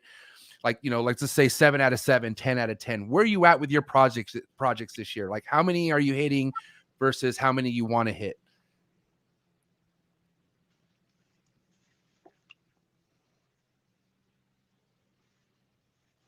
Damn. Is this connection good? Can you hear me? This happens every time Justin's on. I swear to God. It's still pretty early, but I'm struggling so far to get a lot of the ones I want. Just been missing the odds and everything. And I'd like to think I'm just saving up the. Oh, I can hear you. No, it's a lag. You're good. Fuck the internet. I hate the internet. It's mostly just delay. The odds for the future, but it's gonna be good by the time it's all done. The math always works out. So I think my time's coming. It's gonna be really good in the end. Hey, Justin, you're doing me the hugest favor by being on here, and I love you for it. But can you do me one more favor and just exit out and come right back in, and that will reset your Wi-Fi, and you won't. All right, there he goes. Oh man, you become an expert at this after so long, man. I just know how to I'm not gonna sit here and let this guy be frozen up and waste airtime. We're gonna get this guy off, coming back on, and that's just you just gotta be on top of things like that. You feel me, Daniel? Yeah, absolutely. I'm with you, brother. I was shocked. I was shocked when he come on. I was like, "Oh my God!" Like completely shocked. You know, friends for 20 years or nothing, but completely shocked. Listen, at the end of the day, I really took back when you said how really Justin put you on in the beginning, because you got to understand, a lot of people approached me saying how you put them on. So to hear you say how Justin put you on and give him so much praise, it's what I feel. It's like a lot of people need to do that more often. You know what I mean? They do. There he is. Hey, sorry guys. I'm out in rural Georgia, and we're trying hard to get some good internet. We're waiting for Elon Musk to come through with his Starlink at some point. That's what's going to take. I'll name a snake morph after him if that's what it takes to make it happen. Oh my God! Hey, okay. Let me ask you this: have you had anyone? I mean, close to that celebrity status reach out to you for a snake, Justin, at all? Like, what's the biggest celebrity who've ever reached out for you, snake? Honestly, I'm trying to think. We just had somebody. I haven't dealt with the celebrity side of it like Miguel has. Like, right. Miguel's killing with that. Partly he's in LA and I'm in rural Georgia. Yeah, no. Right. that tells you everything you need to know right there.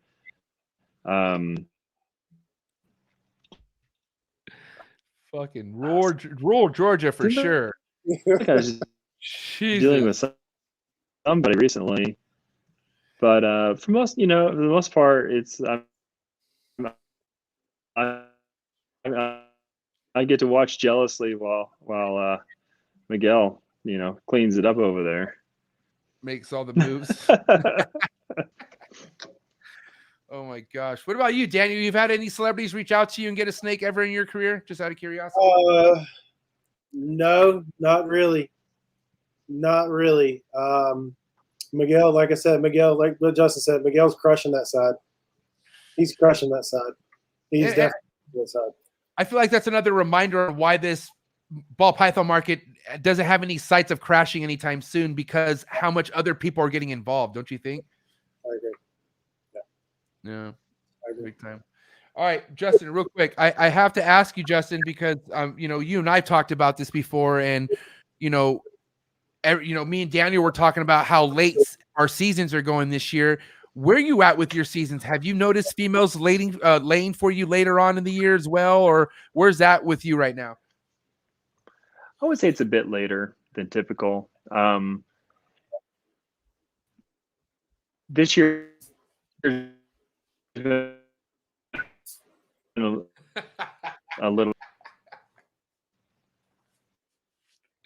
fucking A. So I only let Justin do this because it's Justin. Just what are we gonna do? Well, I'll sign off then. If you guys No, I'll sign off. No, wait. No, I gotta go. I want to say how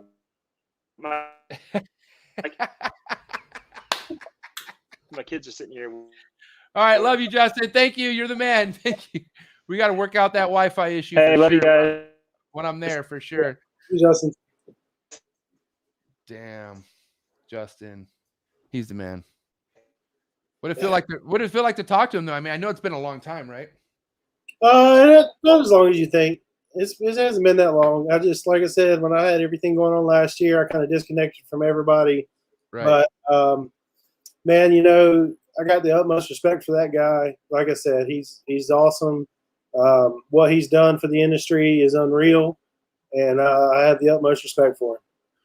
Man, that was epic. Like I said, that was dope because just to see that coming from you, when I'm used to seeing people saying, man, Daniel's done this for me. He's fucking put me on, and like literally showing me pictures of snakes on eggs that they got from you years ago, and seeing that excitement. You got to understand a lot of reasons why I get excited to bring guests on, because of the excitement I get from other people. You know what I mean? And not only that, I've been following your work too. I don't have any of your productions yet, but I love seeing that. And then when I go from seeing the man getting praised to praising somebody else, like you were legitimately excited right now, like legitimately excited. And that's what I'm fucking talking about. I don't know. That was priceless, man. That was awesome. And I'm glad I set that up because Justin was excited to do it. No questions asked.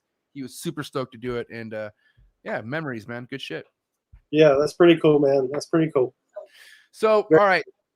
Now Tinley is the next show CA is going to be at, if everything goes well. So October, we should see you at Tinley, or are we going to hopefully see you at Texas? Where are we at for the next show? I may fly into Texas just to see everybody. I do have tables for Tinley Park. So I will be in Tinley Park for sure in October. I do have tables for that. As long as everything goes well, as long as I don't have any wrenches or anything. I haven't missed a Tinley Park in a few years. So I assume that we'll be there. No pressure because, like I said, you already got enough going on, Daniel. But I'm gonna be, if everything goes well, at my first Tinley Park. And if you're at Tinley Park, that will make my first Tinley Park complete. So I would love to see you at Tinley Park. I would love to meet Britt. It would be really, and also to just see your fucking display. I'm telling you right now, I've yet to see your setup, and I've only seen it through your Instagram. And I'm telling you right now, that's something I really want to see in person someday. 100%. Yeah. I was thinking about redoing it. I was thinking about doing a whole new thing, but Britt's being pretty hard on me. She doesn't want me to do it. So, yeah, it's so clean what you have. I don't know, man. Like it's kind of like, ooh, I don't blame Britt. You know what I mean? Your guys' what you have is so legit. I mean, what would you thinking? Just different colors or new logo? What are you thinking? Just curiosity. Just changing the backdrop. just changing the backdrop, maybe the table runners a little bit, just change the theme on it a little bit. New year, new game, new theme. New you. Yeah, basically. Basically.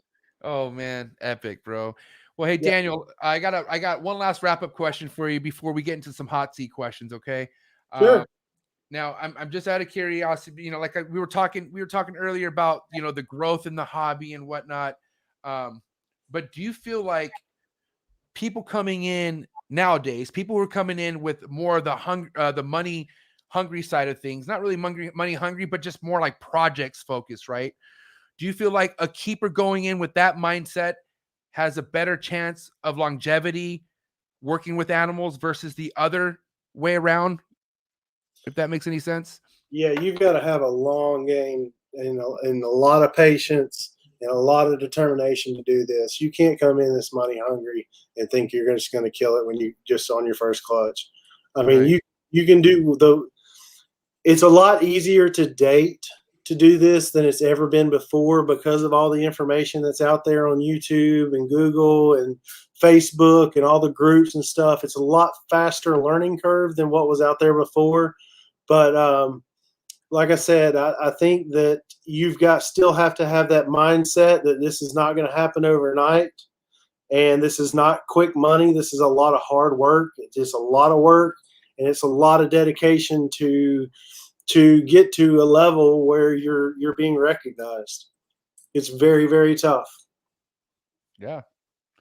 It really is, man. And especially when that life hits you, am I right? That's right. That's it. You just That's gotta right. be ready for it. Well, you know what, Daniel, like I said, having you on was definitely as good as I thought it was going to be, even better because Britt was here. She got to hang out too, which was awesome. There you go. But really, man, I'm just so happy that things are going in the right direction.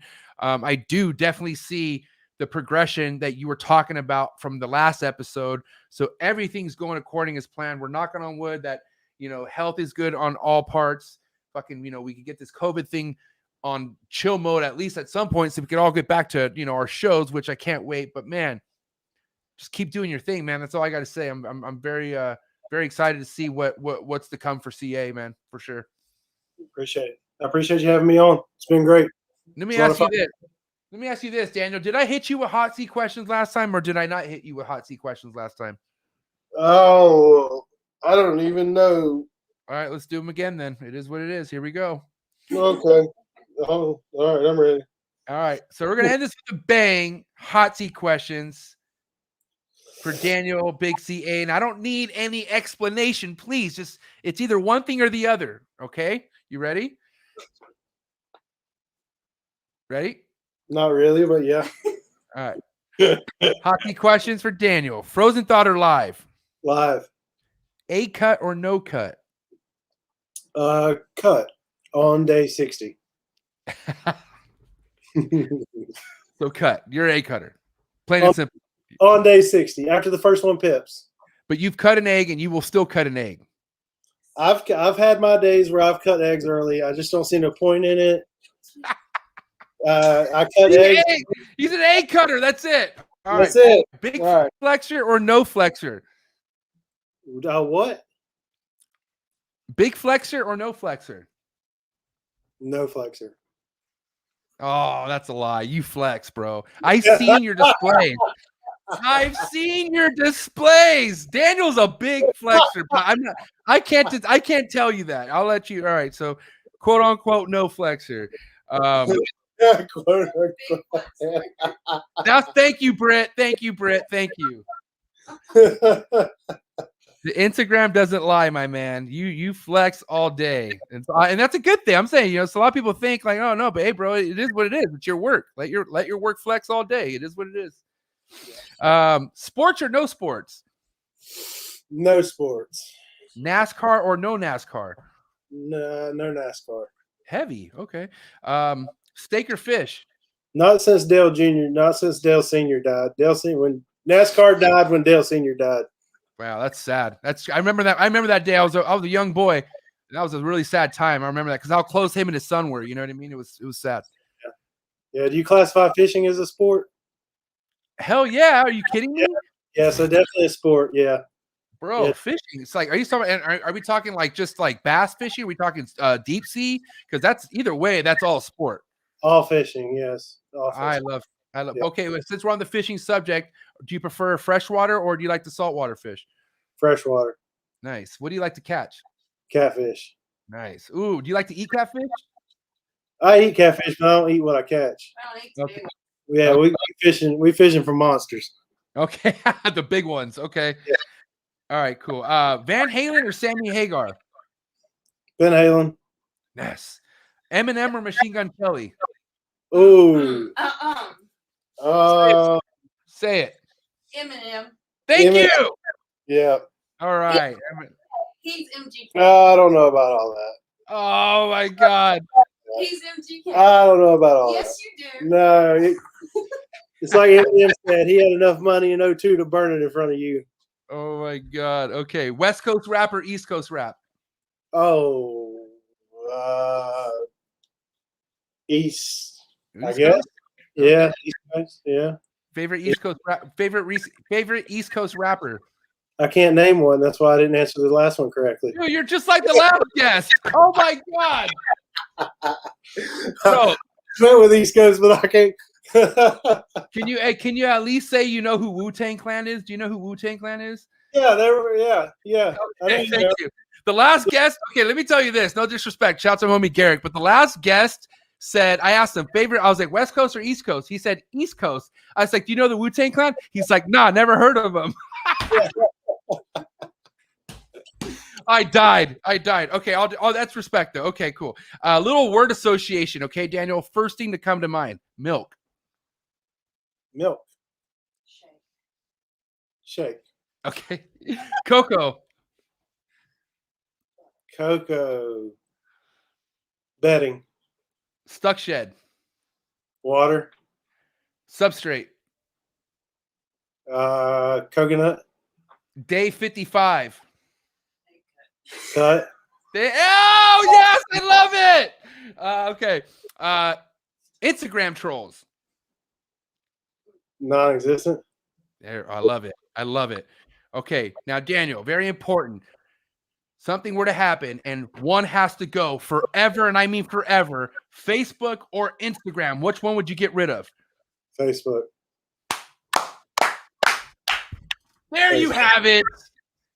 CA's hot seat questions in the fucking books. That was amazing. Good job, Daniel and Britt. You know, shout out to Britt. That's teamwork all day. I think next time I want to have Britt in the hot seat questions. I'm gonna get special hot seat questions for Britt next time. There you go. If that's okay with you, Britt. Yeah. Listen, real quick, Britt, if you could get into this, because this involves both of you, if that's okay with you. But I gotta say, guys, this round 2 was asked for a lot. A lot of people asked that I have you guys on, because I'm telling you, you have a big group of people out there who support CA. So I want to say, for all those supporters who are watching you tonight and here, excited to watch you guys, what do you guys have to say to all those lovers and supporters for you guys out there? We can't thank you enough. You guys have been great. We cannot thank you enough for all the support that you gave CA over the years. We wouldn't be here without you. We would not be here without you. I love it. Again, guys, amazing shit, amazing fucking brand, and amazing damn future I see for the both of you guys. And like I said, 3 Ultra Male puzzles. I called it, and it's gonna happen. Just remember I said it. From that clutch, we didn't get into the second one, which I'll predict that one later, but I'm telling you right now, that clutch, 3 of them. I hope so. You guys are great. You guys are amazing. Thank you so much for tapping in with us tonight. And I pray I get to see you at either Arlington or Tinley. But either way, I'm sure I'll see you at some point, okay? Okay, man. Thank you. Appreciate it. Thank you. Bye, guys. See you, ladies and gentlemen. Have a good night, guys. You too. Woo! Great show. Amazing time. Great information. Got everything I wanted to talk about all within 2 hours. And we had Justin Kabelka in the building. Real recognized real tonight. You guys are amazing. Thank you to everyone who tapped in. It really means a lot that you guys hung out, showed the support. The like ratio through the roof. You guys are amazing. Make sure you guys look at the likes now, because if YouTube tries to pull something, I'm telling you, no, it's not me making it up. This isn't MJ making shit up. But You guys are amazing, man. Thank you so much. Enjoy the rest of your night. If, like I said, if you want to reach out to me, hit me up on Instagram, mjexoticscartal with an A, not an E. Please follow the podcast's Instagram page, Trap Talk with MJ Podcast. Shout out to my Twitch viewers. Follow me on TikTok, mjexoticscartal619. And most importantly, shout out to all my Patreon family members. You guys are amazing. I will see you guys this Sunday, and I will see the rest of you and my Patreon members, of course, this Saturday morning. UK, where you at? That's right, baby.